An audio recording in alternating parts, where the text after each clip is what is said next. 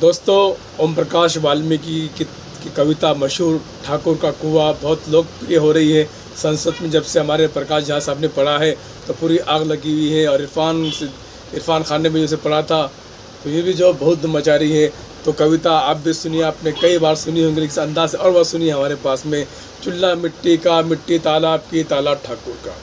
भूख रोटी की, रोटी बाजरे की, बाजरा खेत का, खेत ठाकुर का। बैल ठाकुर का, हल ठाकुर का, हल की मूठ पर हथेली अपनी, फसल ठाकुर की।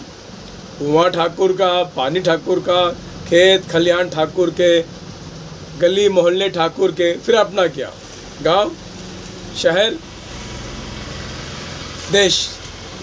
तो ये कविता ज़रूर सुनिए। ठाकुर का कुआं बहुत लोकप्रिय है। हमारे चैनल को सब्सक्राइब कीजिए। दोस्तों, ये कविता आपको आपके भीतर जो है बहुत सी चीज़ें पैदा करती, चेतना पैदा करती है। शुक्रिया।